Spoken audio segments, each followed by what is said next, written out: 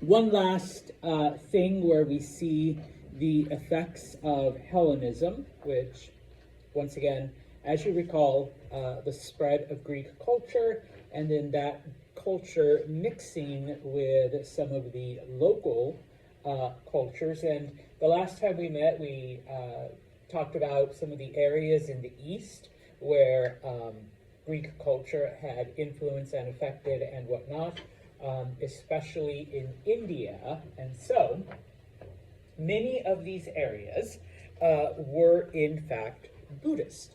Okay, and so as happens in Egypt, when Greek religion comes in and starts mixing, or I guess I could also say Greek philosophy, and starts mixing with Buddhist philosophy,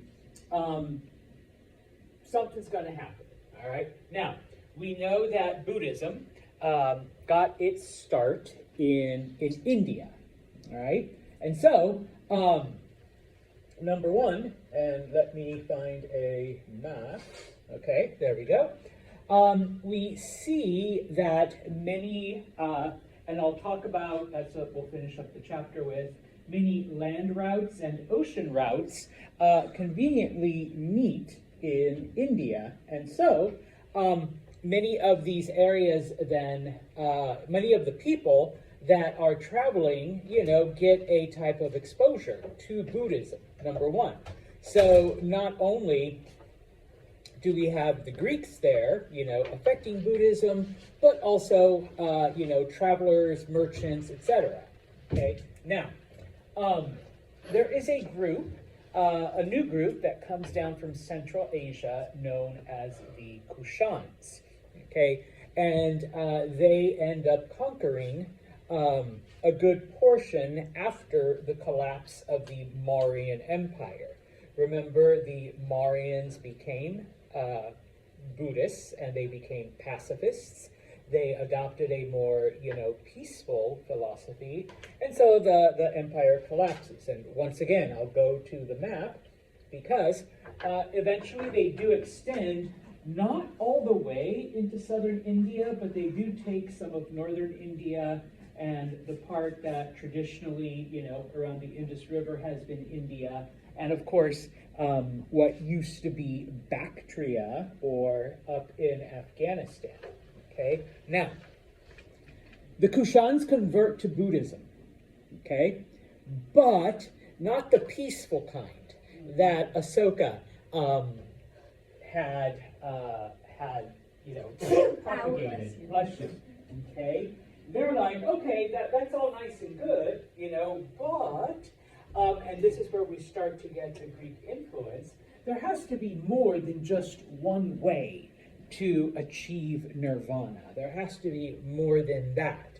Now, one of the things about the Kushans is that they controlled many of those mountain passes that Alexander the Great had originally carved out.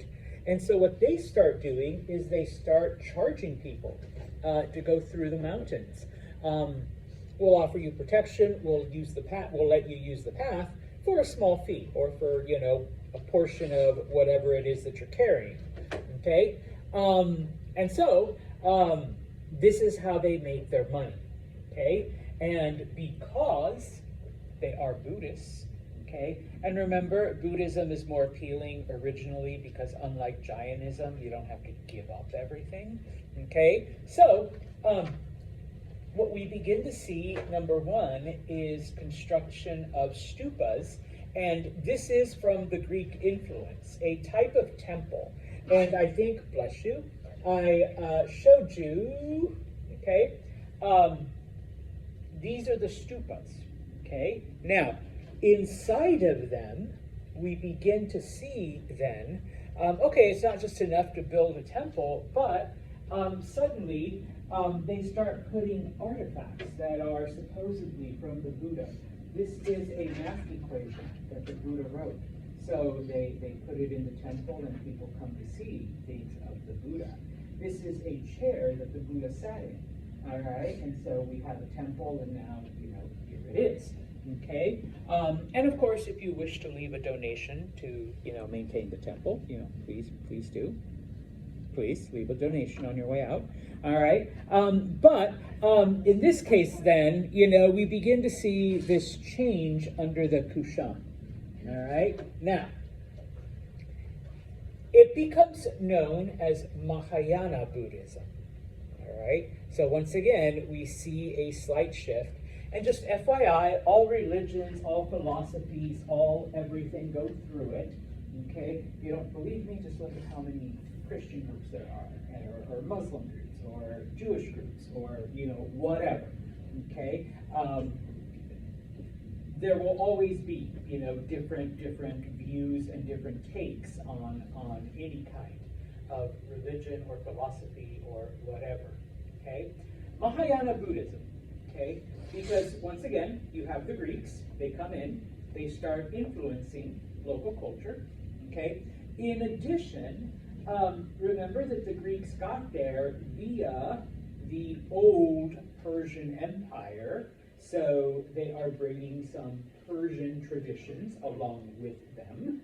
Okay, and because the Persians have taken over Mesopotamia and had it for many hundreds of years, and of course, remember those damn Mesopotamians with their time-telling techniques and their writing and all of that. Okay, still good, all right, still, nothing better. So, they're bringing all of this stuff in, and little by little, okay, we begin to see then a slow change, all right, or at least a division in the groups that follow Buddhism, okay? So, under Mahayana Buddhism, number one, we begin to see the perspective that, okay, you know what, I know, like, the OG, the original Buddhists here, think that, Buddha was just a teacher, just a good guy who was really smart and had a pretty good philosophy of life. Under Greek influence, suddenly people begin to worship the Buddha. They feel that the Buddha was, in fact, a god. Okay? Because remember, the Greeks, the Mesopotamians, right now the Persians are half Zoroastrian, half, still polytheistic. And so, yeah, Buddha is one of the many gods out there. Okay, so you can pray to the Buddha, you can, ask the Buddha questions and whatnot. In addition, because we are, kind of pushing a slightly polytheistic ideal, there's probably other sources of wisdom out there that you can consult, as well as the Buddha, and then you can take the advice of Buddha and take the advice of Moloch and maybe some of the sayings of the Oracle at Delphi, and somehow come up with a good life plan for yourself. Okay? Now, most of the people in India have converted to Buddhism, but now we have all of these strangers, all of these foreigners, all of these travelers, merchants, people that are just passing through. So how do we appeal? How do we get them to convert to Buddhism? Because obviously one of the biggest appeals, at least in original Buddhism, is that if you are able to purify your soul, you will escape the cycle of death and rebirth, and that's the whole philosophy of it.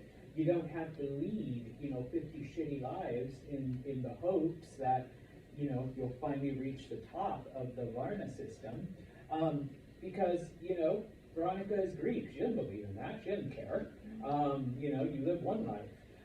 And so in this case, obviously foreigners are just like, so what? I don't believe in that shit. Like, I don't need to escape the cycle.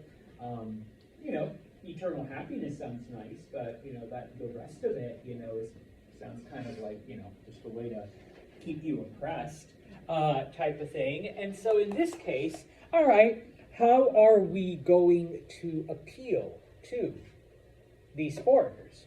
Okay, well, number one, okay, maybe you don't have to do everything that the Buddha pointed out in the 4 pillars and in the Eightfold Path.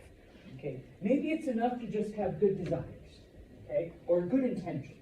All right, boom, there you go. As long as you want to do good, you don't actually have to go out and do the whole thing, okay? Or maybe as long as you're helping others, that's more than enough, okay? And of course, in this case, well, maybe you don't have to go through, those lifetimes, and maybe you don't have to try to achieve this enlightenment. There's other ways you can reach nirvana other than the way that the normal Indian has to go through, okay, which requires a couple of lifetimes. For Emily here from Western Persia, it might be a very big donation to the Buddhist Orphanage Fund. Okay, and now you may get into, Emily's like, yes, I will donate money if it gets me into nirvana. All right, type of thing. Okay, so this was Mahayana Buddhism. This is the switch. Okay, a couple of other things. Now, this is the Greek influence. Okay, number one, art. Okay, because if you remember, the Greeks had stories and statues and carvings and paintings of all of their gods. None of this was in Buddhism before they encounter, Hellenism, before they encounter the Greeks, okay? Whether it was them directly or, like through Alexander's armies or, kind of like a byproduct, similar to Carthage and Rome, where, descendants of descendants brought this stuff, okay? So we begin to see art based in Buddhism, okay, which original Buddhism didn't have. Number two, okay, literature based on the Buddha, okay. Up until this point, the only thing people would recite was the story of Siddhartha and how, he was born in one of the upper classes, he saw the injustices of life, he wandered for 6 years throughout India trying to, figure out the meaning. He ends up, he bathes in the Ganges River, and then he draws inspiration, okay? And that's the story that's repeated over and over, which FYI, even today, people still make a journey to the Ganges River to bathe in it, to try to gain wisdom. I've talked to a few people who have gone, not to literally bathe, but just, it's one of those, and they're like, oh my God, it's so crowded and dirty because there's literally millions of people that go to bathe in the Ganges to do what Buddha did, to try to get inspiration in their life, okay? And when you have millions of people literally doing that, all right, the Ganges is just it's a mess, okay? Type of thing, yes, okay? But now, okay, if you look at Greek stories, Greek myths, Greek plays, okay, we are now getting stories about the Buddha and his life and his adventures. And each of these stories has some sort of morality message in it, very similar to a Greek drama. Okay, those of you that have had to take, either dramatic literature or pretty much any literature course, if it throws in a couple of Greek stories, all of them had some kind of message, okay, some kind of moral that, humans had to learn, all right? So suddenly now we have those stories in Buddhism. Now, obviously, some of it's fictional because what's important is the message, is what you're supposed to take from this, okay? Bless you. The details don't really matter, okay? If some of it's made up, if some of the truth is, stretched a little, okay. But as long as you learn this, lesson in like I said, morality or ethics or whatever, the story's trying to teach you, okay? As, Greek influence spreads, okay, suddenly we start seeing productions of images of the Buddha, okay? Before this time, once again, and even after the Kushans established stupas, okay, yeah, we put down a piece of paper that we think the Buddha touched, okay? We put in there a chair that we think the Buddha sat in. But now, I should have brought a picture of anything. Now, we're going to put a picture of what we think Buddha looked like. okay, in here, all right? Because before that time, once again, no, Buddha's in your heart, Buddha's up here, okay, type of thing. But now, not only do we have images, okay, but what little visualization Buddhists did, you know, they're like, well, Buddha is everywhere. The spirit of Buddha is everywhere. So I'm going to sit under this tree and try to gain wisdom and inspiration, because actually, after bathing in the Ganges, Siddhartha sat under a tree, and that's where he came. So you know, the tree can represent Buddha. Okay, he sat in a soft chair, so a soft chair could represent Buddha. All right, and the Greeks were like, no, that's stupid. You know, Buddha needs to have a head, a body, 2 arms, hair, maybe, you know, muscles, all of that stuff. Okay, and so we begin to see, and remember, it's the Greeks that first do it, the humanization, okay, of their gods. And so in this case, the humanization of Buddha. No longer are we going with like symbolic images of what the Buddha is or can be, but we want an actual statue. We want an actual figure. Okay? Now, these are some relics that have been found in these areas. And these are the images, statues, carvings, bronze things that have been created, after the mix of Buddhism and Greek culture. Yeah, so you've got clothes, you've got the hand, you know, you've got a humanized face, you know, hair. One of the things, now I don't do art history, but, you know, it's part of what I had to, like, study a little bit. Later on, you know, this is supposed to represent, like, wisdom or, you know, like the sun coming down on you. Later on, Christianity co-opts it, and, you know, you see that behind all of the saints, you know, type of thing, images of the saints or of Jesus and stuff like that. Okay? Now, I once had a student ask, wait a minute, Mr. Santos, I've seen lots of Buddha statues and I've seen, you know, Buddha shrines. Buddha's fat and he's laughing, he's smiling. Okay? We don't get that Buddha until Buddhism goes to China. That is Chinese influence. The Chinese made him gain weight and made him happy. Okay? Yes. So in this case, this is, so you can tell the era, and once again, this is like, you know, what makes us nerds go crazy. Greek era Buddhist statue versus, you know, later, hundreds of years later, when Buddhism goes into China. So that's the Chinese influence over Buddhism, okay, type of thing. So someone says, oh yeah, no, this is from like when the Greeks, you know, this is Mahayana Buddhism, all right, type of thing. All right, now, okay, shifting gears just a teeny tiny bit, but not really, because remember, part of the reason why all of this happens is because travelers and merchants and all of that are traveling along, okay, these paths and these trails and whatnot. Eventually, it takes the name the Silk Road, even though, okay, it's actually more than one. That's why my main title is Silk Roads. But you do need to know what the Silk Road is, okay? Number one, don't imagine that it's like, you know, like an actual road, okay? It's not like you get on it in China and like a month later you're in Greece, okay? It's not straight, it's not, you know, just like, you know, from A to B type of things, okay? Number one. Number two, most of it, not all, because eventually when it gets to Persia, it does connect with the Royal Road, but most of it is natural, okay? Meaning that people just started walking and, you know, it just, you know, all the stuff dies there. So this becomes the road, the dirt becomes compacted, okay? So this is now the way that pretty much everyone goes now, from east to west and back to east type of thing, okay?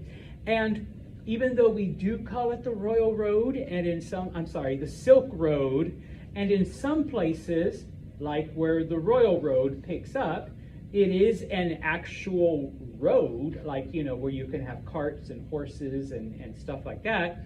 Most of it is just footpaths, okay? Especially, all right, promise I'll come back. Especially through these mountains, okay?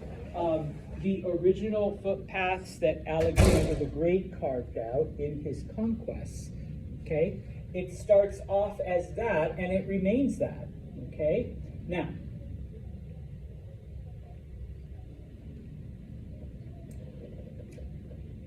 so you should know that it's, these footpaths, from China to the west, okay? Why do we call it the Silk Road? Transferred the silk from China. Yeah, that was the main product. That was, the key product, because people in the West, I mean, even people as close as India, did not have silk until they got it from China. And so imagine this new fabric suddenly arriving in Persia, and then in Mesopotamia, and then in Egypt, and then it makes it to Greece, and from there into other parts, and it's like, wow, we have never seen this. So it's called the Silk Road for that reason. But, okay, you also see the transportation of gems, the transportation of silks, of spices, of, cinnamon and cloves and peppers and, all kinds of stuff, okay? But it starts with silk, okay? Now, once again,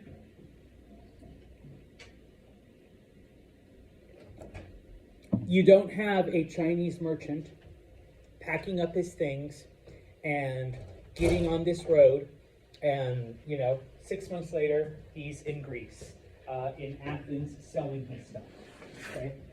Typically, number one, you have people going in caravans for safety, all right? But you only traveled a certain distance until the first trading town.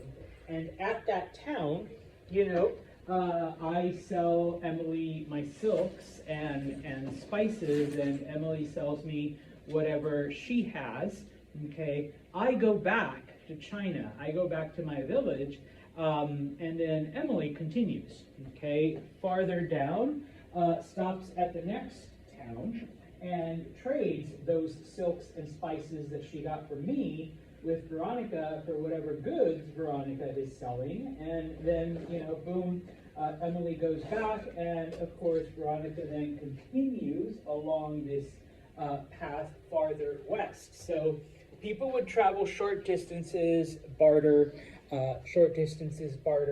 Over time, those distances get longer, and we replace bartering with currency, with gold, silver, other kinds of money that now people exchange, okay? Jumping ahead a couple hundred years, okay, eventually the Silk Road is used by all kinds of religious missionaries to spread their message, all right?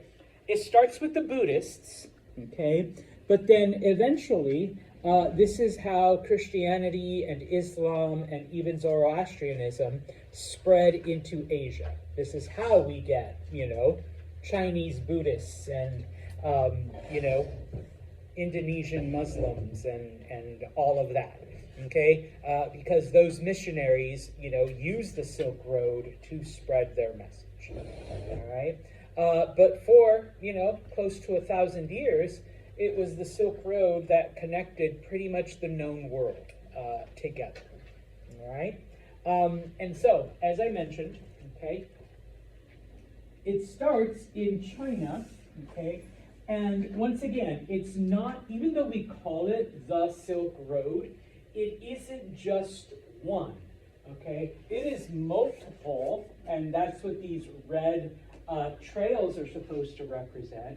It is multiple ways, multiple paths that you can take to go from China, to the west. Eventually, when you hit Persia, whether it's in Persepolis or in Susa, you take the royal road of Darius, okay, and then from there, you go into Europe, or at some point, usually like in Babylon or maybe farther, you can head south into Egypt, all right?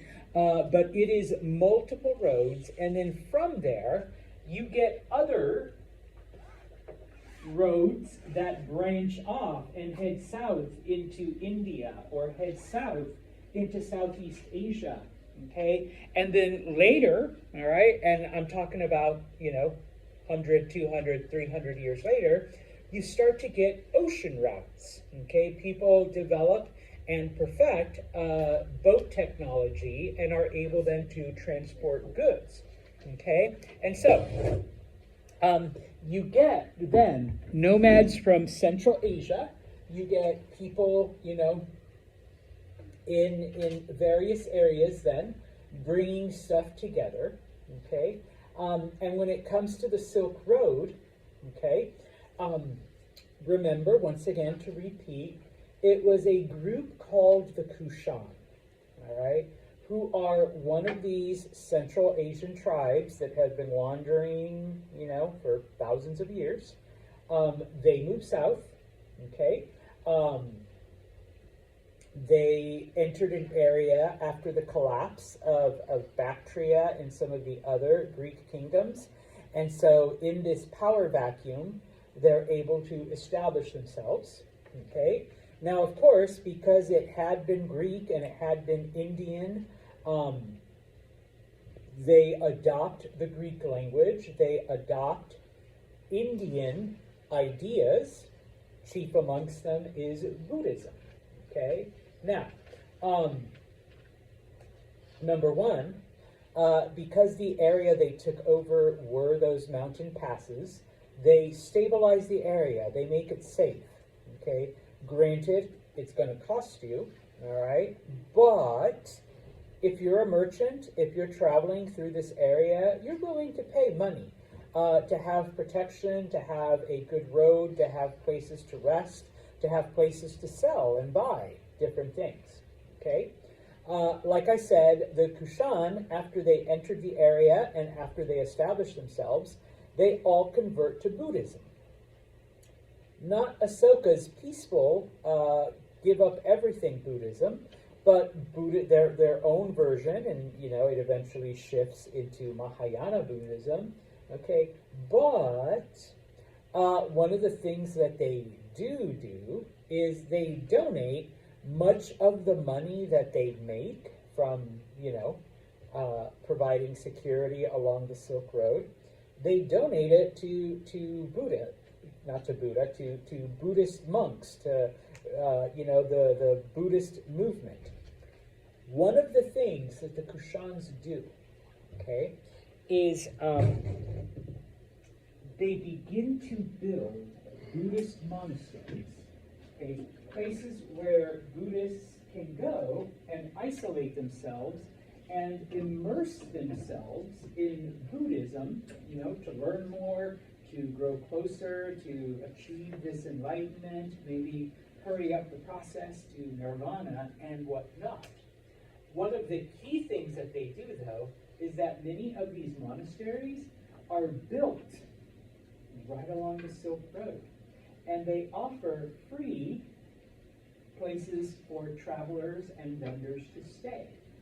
Okay? Now, yes, part of it is out of generosity, Hey, you're a tired traveler, you need a place to rest, you need a place to sleep, your animals need food, stay in our monastery. But while you're here, okay, would you like to hear a message from the Buddha? Okay? And so, of course, they do preach their message and bring about, a growth and many, many, many converts. Okay? Now, to finish off this chapter, okay, they introduce the idea of caravan cities, okay, because even though we do have, okay,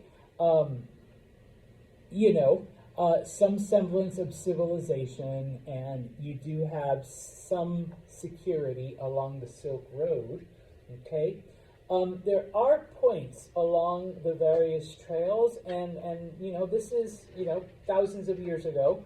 You don't just ask Google or Siri or Alexa or whomever to chart a path for you, or some kind of AI to tell you how to get anywhere, or turn on your GPS. And so these caravan cities are basically the last bastion of civilization before you enter nothingness. Okay, you don't know what's over there. You don't know how long it's going to be before you encounter another city or another civilization. You just know that if you go far enough, you'll eventually reach India or China or wherever. Okay, and so these cities then become the area where, number one, you stock up on supplies, and whatever it is that you're taking, gems, silver, copper, steel, well, we're not steel yet, iron. If you're on the other side, your silks, your gems, your spices, whatever it is, and of course, whatever supplies you're going to need to survive this journey. Okay, now on the western side, okay, many of these cities started off as those original Greek cities that either Alexander or those people that come after him build. And so many of these areas become the last center of Greek culture. But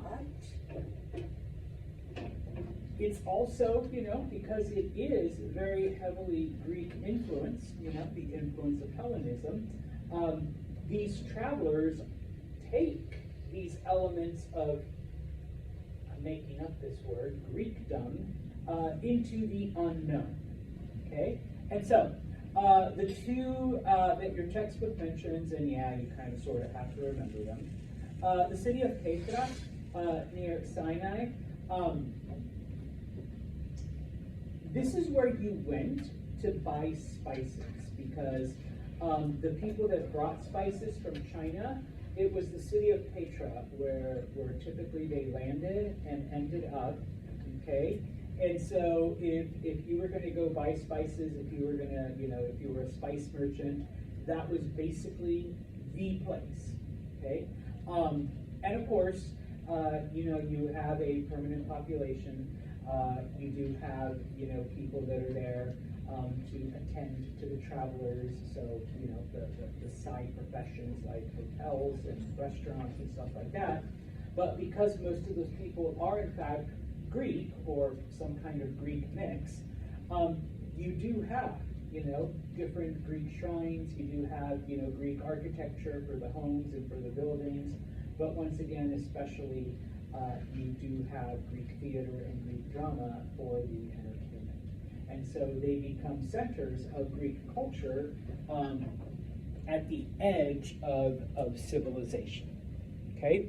The other is the city of Palmyra. This is where most of the silks ended up that came from China. And of course, if you were a silk merchant in the West, you went to the city of Palmyra to buy silks and to sell whatever other things you may have had. Okay? And of course, Palmyra, because of its location and because of the types of people that went there, people spoke different Semitic languages, different desert languages, but the official language was, of course, Greek. And so because of them, we do see the spread of Greek language into areas where, even Alexander didn't reach, okay? And of course, because once again, you do have a permanent population that maintains all of the support systems, okay? You do have Greek temples everywhere for people to worship, you have Greek homes, you have Greek lifestyle, and of course, Palmyra was famous for its theater, where, You want a good drama put on, all right, out in the middle of nowhere, you go to Palmyra. Okay, yeah, it's not Athens, okay, it's not New York City, but the Stanley will do, right? You know, very, very similar in that analogy, okay? And so, once again, the map showing then the various kingdoms, the various areas, I want to say brownish, orangish lines are the different paths that were in fact what we today call the Silk Road.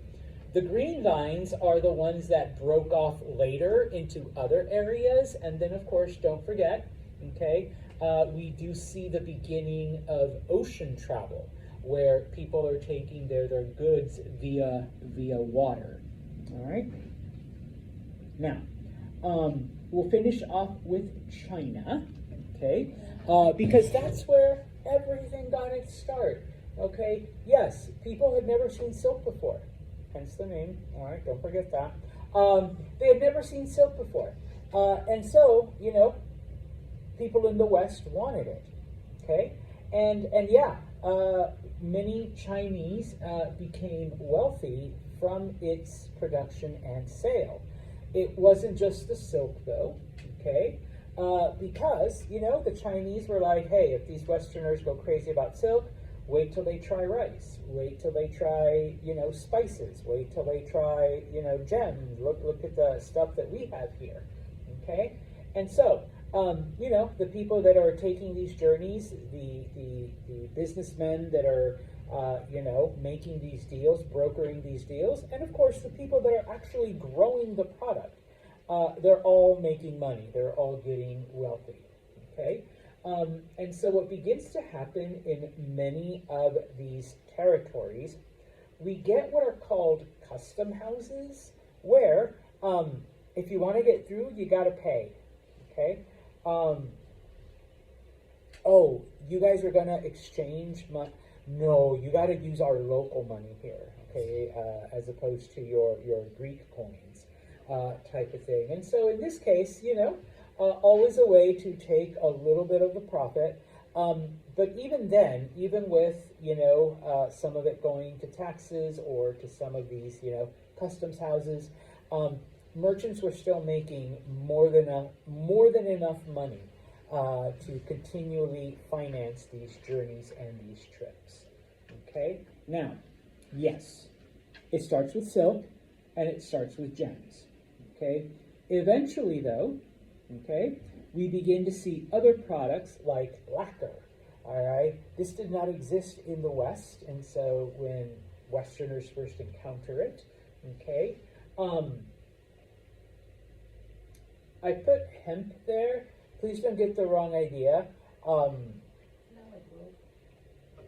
It's the plant that you get marijuana from. Okay, you also just smoke the leaves. All right, hemp is the actual plant. Okay, now from the plant, yes, you can make rope, you can make clothing, you can make paper, you can literally make all kinds of things from hemp plant. But don't be like, yeah, I'm going to smoke your shirt, Santos. You said it was a hemp. No, that's not the part that you smoke, though. Okay? You can't smoke a rope. All right. Oh, the Declaration of Independence is written on hemp paper. You can't smoke. You're like, really? I'm going to roll it. No, you can't roll it. I mean, you can, but yeah, it is written on hemp paper. Linens, iron, and of course, this is how we get chickens and other animals to the West, because, you know, humans are like, whoa, you know, type of thing. Yes. Now, of course, it wasn't just one-sided, and we know this because we have found both Greek and Indian products and artifacts and, you know, pottery and things like that, in China, where, you know, you kind of think to yourself, it has no business being here, other than merchants brought it with them. Okay, so we see all kinds of things then going back and forth between the two areas. Okay, and as I said, okay,